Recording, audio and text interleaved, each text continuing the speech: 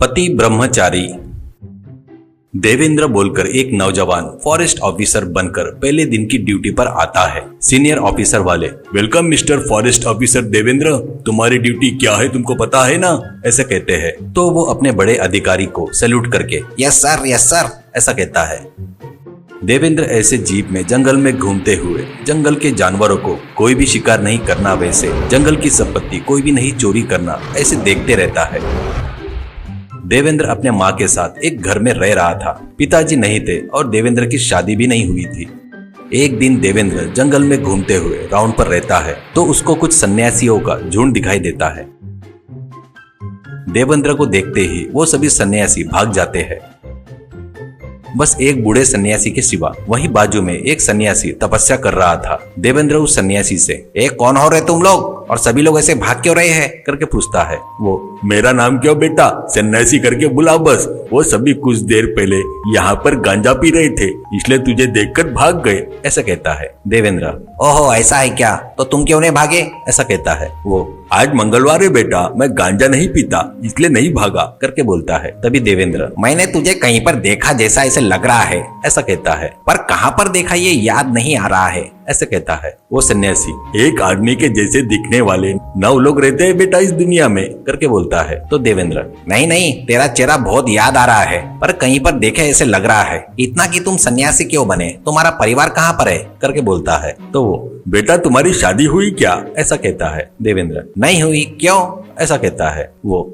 अच्छा, होती तो तू भी मेरे जैसा सन्यासी बनकर जंगल जंगल घूमता था, मेरी बात मानकर शादी नहीं करना करके बोलता है। तभी देवेंद्र, क्यों जी, तुम्हारी पत्नी उतनी चुड़ैल जैसी थी क्या करके बोलता है। तो वो, चुड़ैल क्या चुड़ैल, ऐसा धीरे से पूछ रहे हो बेटा, वो एक राक्षसी थी। शादी हुई उस दिन से मुझे नरक दिखाई।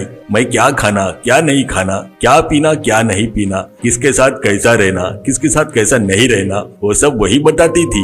एक दिन वो गर्भवती हो गई, तभी तो टॉर्चर और बढ़ गया। अब कोई फायदा नहीं करके एक दिन रात में घर से भाग आया और ऐसे पति ब्रह्मचारी बनकर घूमते हुए जी रहा हूँ, ऐसा कहता है। तभी देवेंद्र थोड़ी देर सोचकर जेब में से मोबाइल निकालकर एक फोटो उसको दिखाकर, यही है क्या तुम्हारी पत्नी करके पूछता है। वो फोटो देखकर उसको आश्चर्य होता है और कहता है, यही है मेरी पत्नी लक्ष्मी, ये तेरी क्या लगती है करके बोलता है। तभी देवेंद्र, ये मेरी माँ है, तुम मेरे पिताजी गोविंद हो ना, ऐसा कहता है। वो चौंक कर, हाँ बेटा, यानी तुम मेरे, ऐसा कहते वक्त देवेंद्र, मैं तुम्हारा लड़का हूँ पिताजी, देवेंद्र है मेरा नाम, कहकर अपने पिताजी के गले लगता है। तभी गोविंद, कैसे हो बेटा, माँ कैसी है, कहता है खुश होकर। देवेंद्र, तुम जब से घर से चले गए तब से माँ तुम्हारे सदमे में है, मुझे बचपन से तुम्हारे बारे में बताती थी, तुम कभी तो भी वापस आओगे करके हजारों आंखों से राह देख रही है, चलो पिताजी घर चलते हैं, ऐसा कहता है। तभी बाजू में तपस्या कर रहा एक सन्यासी अपने आंखें खोलकर, सन्यासी बाबू तो मत जा, यहीं पर जंगल में अच्छे से आराम से रहना, ऐसा कहता है। तो गोविंद, क्यों स्वामी जी, ये आपको बोलने की जरूरत है क्या, तुम अपनी तपस्या कर लो, मेरे परिवार के विषय में उंगली मत करो, चल बेटा चल, ऐसा कहता है। देवेंद्र पिताजी को लेकर निकलता है। रास्ते में गोविंद को कटिंग शेविंग करवाता है।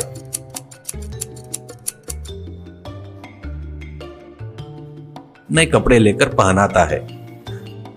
घर पर लाकर माँ से, माँ पिताजी मिल गए, जंगल में सन्यासी बनकर घूमते हुए दिखे तो लेकर आया हूँ, ऐसा कहता है। तभी माँ, क्यों जी, मुझे माफ कर दो, कहकर पैरों को छूकर, मैंने कौन सा पाप किया करके आपने ऐसा किया, इतने सालों से आप नहीं थे तो आपकी याद में दिन कैसे गुजारी हूँ, आपको पता है क्या, ऐसा कहती है। तभी गोविंद, जो हुआ सो हुआ लक्ष्मी, अभी वो सब क्यों याद कर रही हो करके बोलता है। तब वो ठीक है बोलकर चलो बाप बेटे खाना खाते हैं, कहती है।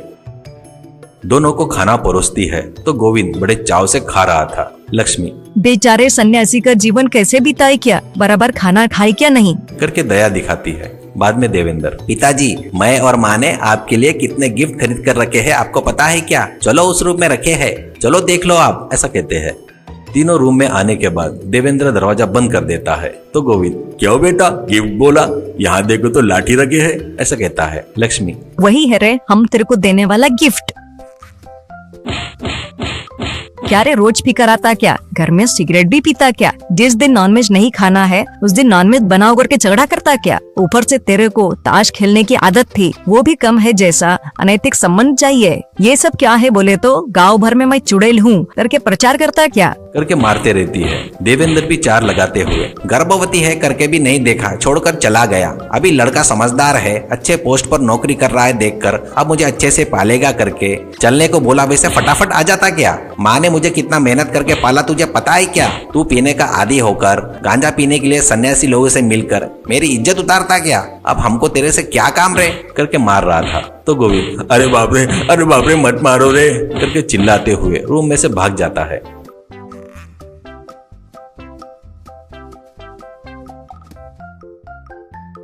लक्ष्मी का गुस्सा शांत नहीं होता। वो अब भी झाड़ू को लेकर उसके पीछे भागती है। वो तेजी से भाग गया, नहीं मिला। अब वो फिर से सन्यासियों में मिल गया। राजस्थान में भारद्वाज बोलकर साइंटिस्ट एक गुप्त धन को ढूंढते रहता है।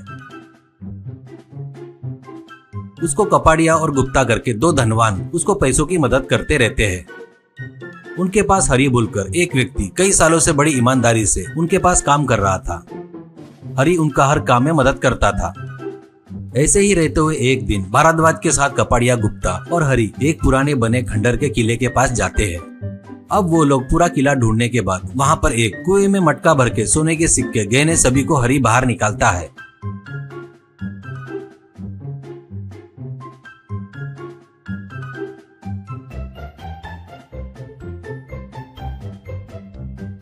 वो देखकर सभी लोग खुशी से उछलने लगते हैं। अब कपाड़िया से भारद्वाज, देख कपाड़िया, अपने को मेहनत का फल मिला, इसलिए तुम तीनों ये जो भी मिला है उसको समान भाग में बांट लो। कपाड़िया, क्या ये हरि और हम समान बांट लेना क्या? उतना सीन नहीं है भाई, यहाँ पर जितना सोना मिला है वो हमारा है, होना तो एक सोने का सिक्का उसके मुँह पर मारूंगा, ऐसा कहता है भारद्वाज। देख कपाड़िया, मैं क्यों बता रहा हूँ सुन, ऐसे गुप्त धन जहाँ मिलता है वहाँ पर अपने को पता नहीं ऐसा मैजिक रहता है। इससे वो तीनों समान भाग में बांट लेंगे तो बाद में कोई दुखी नहीं होगा, नहीं तो अपना आपस में झगड़ा भी हो सकता है। कपाड़िया, मैजिक वैजिक कुछ नहीं है भाई, हरि काम वाला है, उसको काम वाले जैसा रखे तो उतना अच्छा है, उतना ही बस है, सिर पर मत चढ़ाने को बोल, कहकर पूरा सोना धन लेकर चले गए। अब भारद्वाज से हरि, भैया तुम नाराज मत हो भैया, वो भगवान अपने को यही दिया सोचेंगे, ये बच्चों की स्कूल की फीस के लिए हो जाएगा, कहकर चले गए। ऐसे ही रहते हुए कुछ दिनों बाद कपाड़िया को नीलामी में एक मैप मिलता है। उसको लेकर फटाफट भारद्वाज के पास आता है। उस मैप को देखकर भारद्वाज, अरे वाह कपाड़िया, ये तो रेगिस्तान में छुपा हुआ खजाना लग रहा है। उस जगह पर कभी कभी टूरिस्ट आते रहते हैं, इसलिए अपन वहाँ पर खुदाई करना बोले तो वो जगह अपने को खरीदना चाहिए। उतना ही नहीं, वहाँ पर किसी को पता नहीं चले ऐसा अंडरग्राउंड जैसा खोदना होगा, तभी अपनी कोशिश सक्सेस होगी, नहीं तो सबको अपने ऊपर शक होगा। कपाड़िया, कितना भी खर्चा हुआ तो कोई बात नहीं, अपने को वो धन चाहिए बस, मैं अभी उस जगह को खरीदने के काम में लग जाता हूँ, गुप्ता बाकी का काम देख लेगा, कहकर चले गए।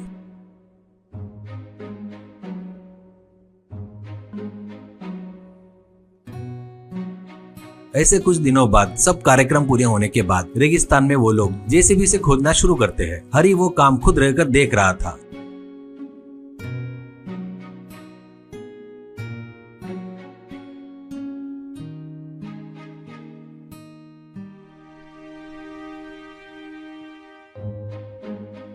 ऐसे वो महीना भर मेहनत करके अंडरग्राउंड पूरा खोदकर देखते हैं, पर उनको कहीं भी कोई भी निधि नहीं मिली। इससे कपाड़िया और उसका बैच बहुत निराश होते हैं। अब कपाड़िया के पास आकर हरि वो किए सो काम के बदले पैसे मांगता है, पर कपाड़िया, हम लोग इतने करोड़ों खर्चा किए तो हाथ में ये रेती आई रे, हमको कैसे पैसे मांग रहा है रे तू? लगे तो ये पूरी जगह तू ही ले ले, पर हम लोग तेरे को 1 रुपया भी नहीं देंगे, कहकर अपने पास की जगह के पेपर बाहर निकाल कर उस पर साइन करके हरि को देकर चला गया। उसके बाद हरि अपने दोस्त अमन को बुलाकर वो जगह पूरा दिखाता है। इससे वो दोनों मिलकर उस जगह को अंडरग्राउंड स्विमिंग पूल रेस्टोरेंट जैसा डिजाइन करते हैं।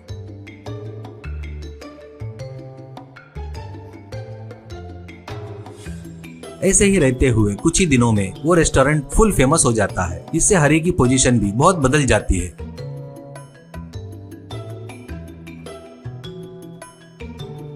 कुछ दिनों बाद वो बात पता चलने पर कपाड़िया, गुप्ता और भरद्वाज वहाँ पर आते हैं। अब हरी से कपाड़िया, अरे हरी, मैंने सोचा भी नहीं था रे, खोद कर छोटे से जगह को इतनी बढ़िया होटल में बदल दिया क्या तूने। अरे वाह, वो भी रेगिस्तान में स्विमिंग पूल बोले तो मामूली रहता क्या रे। अरे इसमें हमको भी हिस्सा चाहिए, नहीं तो तेरे को पता है ना मेरे बारे में। अरे तुम्हारे बारे में मुझे क्यों नहीं पता भैया। 15 साल तुम्हारे पास काम किया, 3 बार मुझे सांप ने काटा फिर भी बच गया, 2 बार जंगली जानवर तुम्हारे ऊपर अटैक किया, मैंने उसे मारकर तुमको बचाया। पर तुम लोगों ने क्या किया, थोड़ा सा भी विश्वास नहीं दिखाते हुए पूरा धन तुम लोग लेकर मेरे हाथ में कटोरा रखते क्या, एक सोने का सिक्का फेंक कर मारे, इसलिए मेरा दिमाग घूम गया। सिंपल में इस रेगिस्तान में एक धन छुपाए जैसा मैप मिलने जैसा किया, बस बाकी का काम तुमने कर दिया और मैंने इस स्विमिंग पूल रेस्टोरेंट को बना लिया। कपाड़िया, ए तू हमको ही धोखा देता क्या, तेरे को हम खत्म कर देंगे रे। अरे बददिमाग बकरे, इतना किया तुम्हारे बारे में मुझे पता नहीं क्या। देख, कुछ भी ज्यादा बात न करते हुए चुपचाप यहाँ से चले जाओ, नहीं तो मैं पहले से निधि पर काम किए इस जगह के फोटो, क्या क्या हमको मिला वो सब उसकी लिस्ट पूरे मेरे पास है। पुलिस को वो लिस्ट अगर दिया समझो तो तू हमेशा के लिए जेल में फिट हो जाएगा। ज्यादा रो हो मत, इतना ही है तो अपने परिवार के साथ एक हफ्ते के लिए आकर एंजॉय करके जा, तुमको फ्री में खाना और रहने दूंगा मैं, ऐसा कहता है। इससे कुछ नहीं कर पाने से कपाड़िया और गुप्ता वहाँ से चले गए। भरद्वाज हरी का दिमाग देखकर हंसते हुए उनके पीछे चला गया। ऐसे अंडरग्राउंड स्विमिंग पूल कुछ ही दिनों में बहुत ज्यादा फेमस हो गया।